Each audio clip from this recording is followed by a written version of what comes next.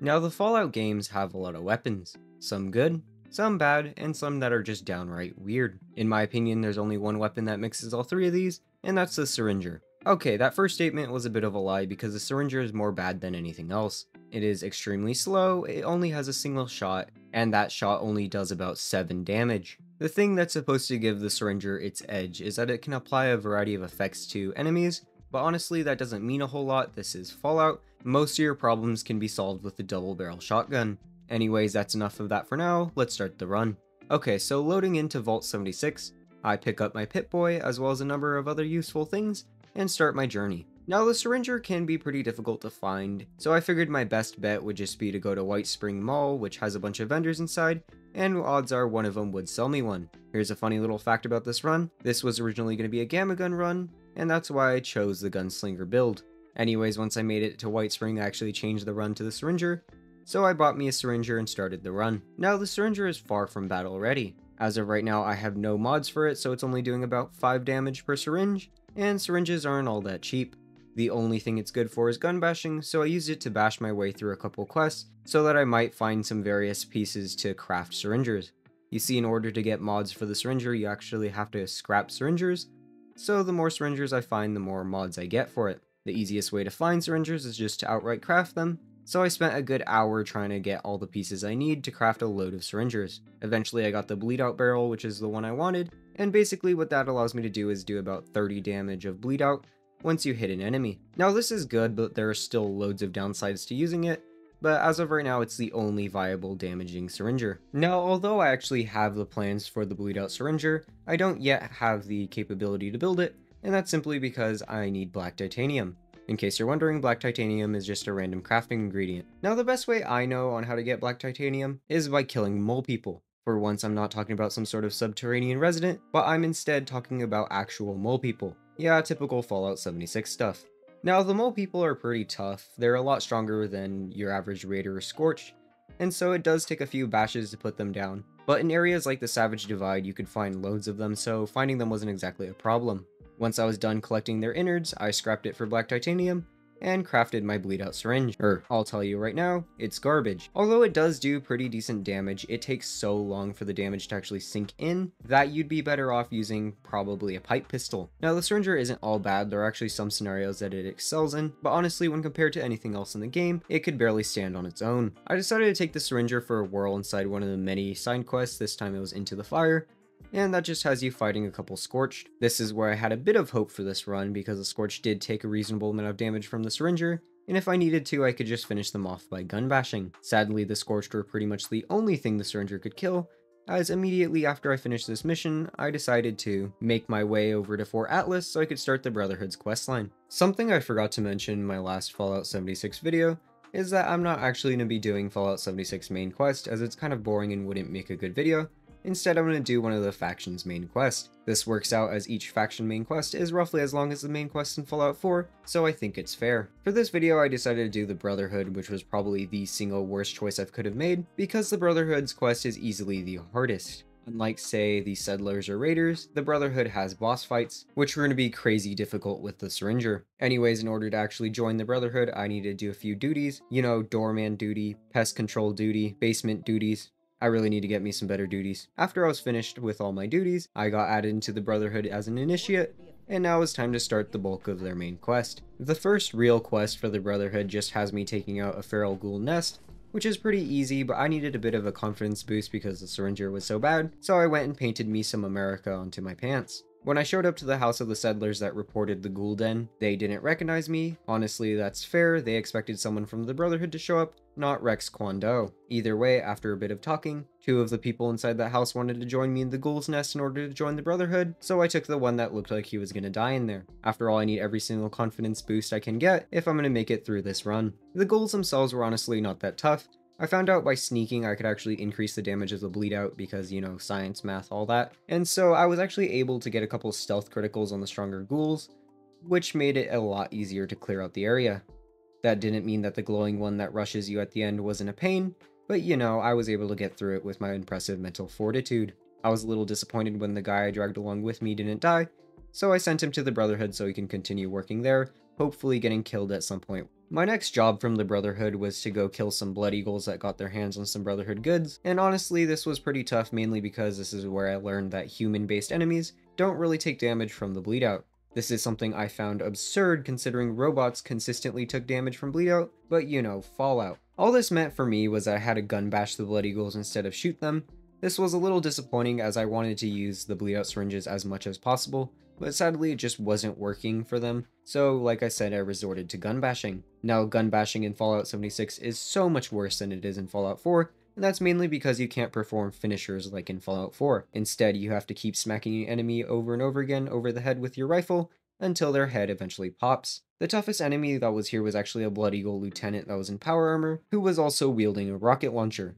Luckily eventually when I closed the distance on him he didn't want to use his rocket launcher for some reason, so I kept smacking his head inward until it finally caved in. Once I pulled the key off his body, I went inside the supposed throne room that the Brotherhood supplies were in, and I was greeted with 2 more Blood Eagle lieutenants, as well as a unique named Blood Eagle. The unique Blood Eagle dagger was using a Hellfire missile launcher, which is basically a quad missile launcher that can launch the missiles extremely fast. The good news is Dagger isn't wearing any armor in particular, so I was able to use the bleed out syringes on her unlike everything else, but I still had to fight the 2 other Blood Eagle lieutenants in the room with her by gun bashing them. Eventually, after a lot of patience, I managed to take them out. I claimed the Brotherhood supplies, and I returned them back to the Brotherhood. For my next mission, I had to make my way up north to the Raiders' base, because it turns out that they also got their hands on the missile launchers that were in the supplies, so I had to go pry them out of their hands. Once I got to the Raiders' safe house, I just used my impressive perception to inform them that it was 2 against 3, the Brotherhood being the 2 and the Raiders being the 3, which clearly meant that they were outgunned.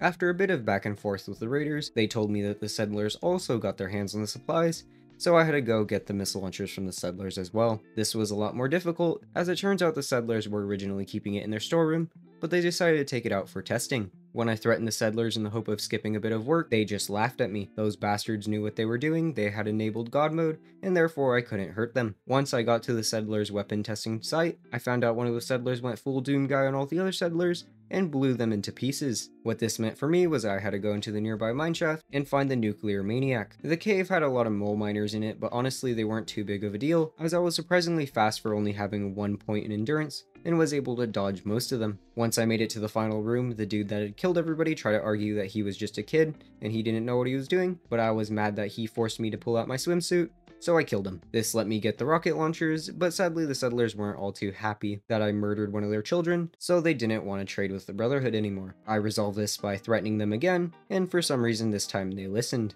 When I got back to Fort Atlas, Paladin Romani wasn't too happy with my actions, and so she took away all my rewards. Let's just say I'll remember that. Now it's time for Over and Out, my all-time favorite quest in Fallout 76. The quest takes place in an Enclave bunker somewhere northwest in the map, and honestly, like I said, it's one of my favorite quests in the entire game, and that's simply because it has a lot going for it. In order to actually get in the bunker, I actually had to do a bit of work, in which I mean I ran around the back of the bunker and tripped the breaker because for some reason that got rid of laser shields. Anyways, once inside, you meet Sodus, the Enclave AI that lives inside of there, and you have to start making your way through various rooms in the bunker. The first couple of rooms just have a couple Bethesda patented storytelling skeletons, but it's when you get into some of the later rooms that things really get interesting. You have to fight loads of enemies that have all been scorched, and although normally I would sit back and take the time to destroy every single one in my path, I have a Syringer this time, so it's not happening. Put simply, the varying health bars, resistances, and other crap would be too much for me to handle. Plus, I know there's a couple mandatory fights later on, so I decided to save my syringes. After making my way through the various trapped halls in the bunker, I finally got into one of the first rooms where you have to stand back and fight, and basically what happens is a bunch of scorched Enclave members come at you. The first room just has a bunch of Enclave scientists that have all been turned into Scorched, which are pretty easy to deal with because they only have laser rifles and batons, and since neither of those are particularly damaging, I'm able to make my way through there with no problem. Things pick up a bit later in the bunker as I do have to start fighting Enclave officers, which use plasma pistols instead of laser pistols.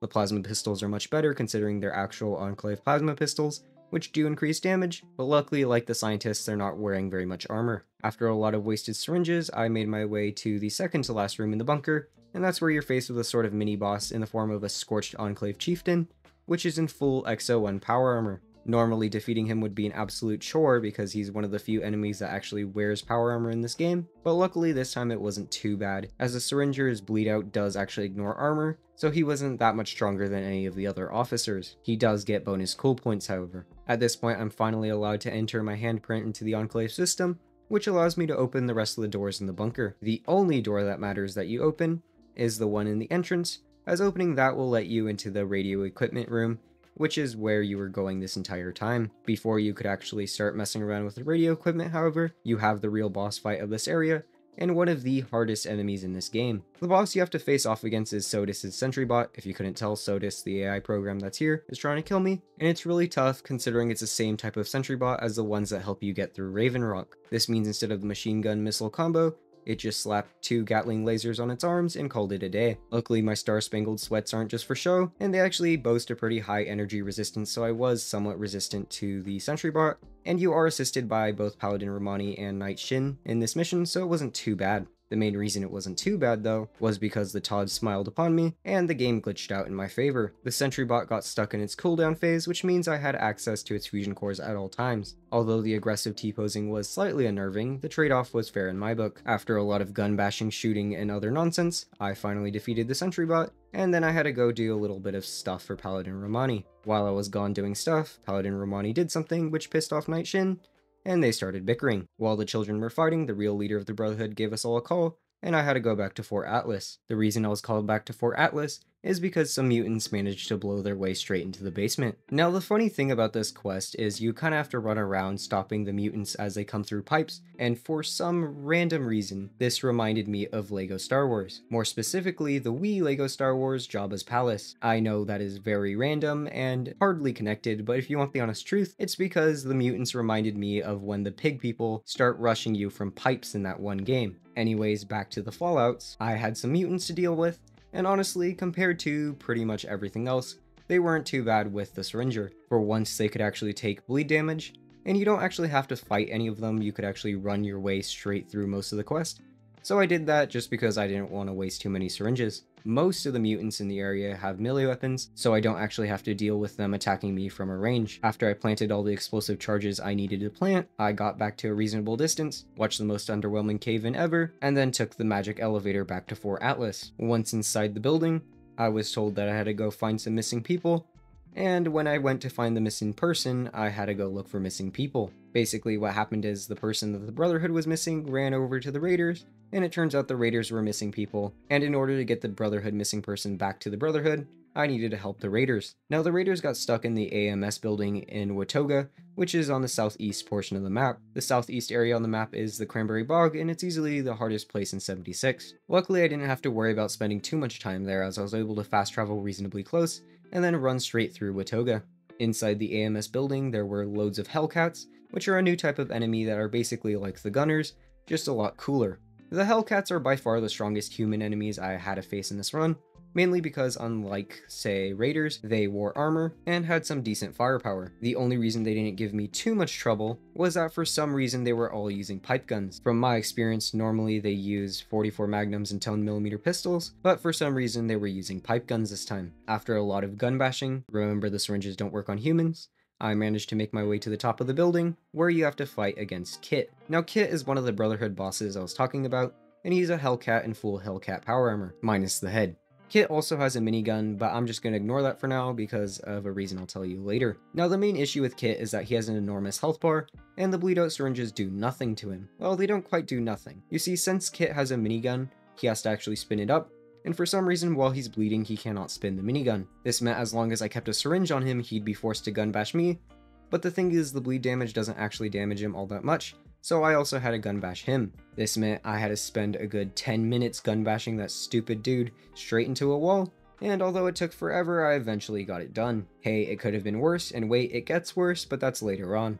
While I was rummaging around the corpses of the Hellcats, I picked up a note that hinted that the Blue Ridge Company was the one behind all the kidnappings, because I'm looking for kidnap victims right now, by the way. So I took that note back to the Paladin, and she decided to go to the Blue Ridge Company. This is a Fallout game, so I had to follow her. Now after a lot of back and forth with one of the Blue Ridge managers, I was told to go into an old subway tunnel, which I did, and it was time for one of the hardest quests yet. Now the first part wasn't actually too bad. For the most part, I just had to face off against a couple of ghouls, as well as maybe an odd dog. Both dogs and ghouls tend to take bleed damage, so I was okay for the most part. There were a couple of puzzles here, with one being pretty hard, but I got the luckiest first attempt ever, as when I entered the first code I managed to get it. This saved me a lot of brute forcing, so I got whatever I needed from inside that room, and starting cutting my way through the facility. You see, the entire facility I'm in is covered in strangler vines, and in order to get through them you actually have to cut them. The thing is, the Syringer doesn't actually work on them, so I had to use a tire iron instead. The good news is the strangler vines aren't your typical enemies, so this doesn't count. Once I got into the final room after cutting loads of vines, I encountered the worst thing in this run: Sheep Robot. Now the Sheep Squatch Imposter is a unique Assaultron that for some reason is shaped like a sheep, but it also is an Assaultron. Now this thing is tough as nails, having roughly the same health bar as Kit.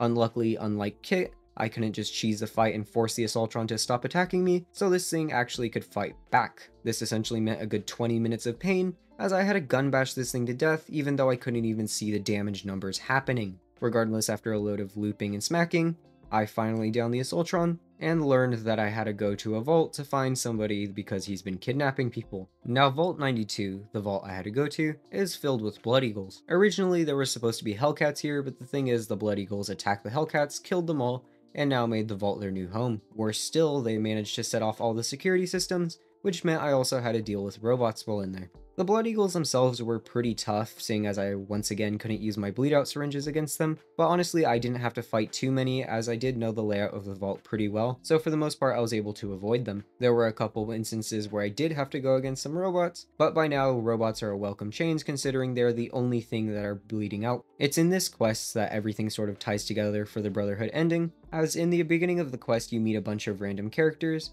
that at the time don't mean anything, but as you go through this vault, you start to encounter them. The first one you encounter is a group of raiders, which you knew the leader of. Now you do get the option to betray them and kill them on the spot, but the thing is one of them was in power armor and another had a gauze rifle, and by now I have avoided every enemy, so by the time I got to their room, there were about 50 Blood Eagles chasing me, so I really didn't need any more enemies. This meant that I had to help them kill a couple robots, but honestly that wasn't too bad, as my entourage killed most of the robots that were inside that room. After I was done getting keycards and stuff, I made my way to the overseer's office of the vault, found out it was locked, and then had to unlock it by using some doohickey. There was some sort of ability check while you were here, but the thing is I didn't pass any of them, yet somehow I managed to open the door because Bethesda really couldn't have players being softlocked here. Once I got inside the overseer's office, I met Dr. Blackburn, the guy who's been kidnapping people, and also one of the people you met at Fort Atlas when you first got there. Dr. Blackburn is a bit of a coward, so he doesn't actually try and fight you, and instead you just have to take him to Fort Atlas.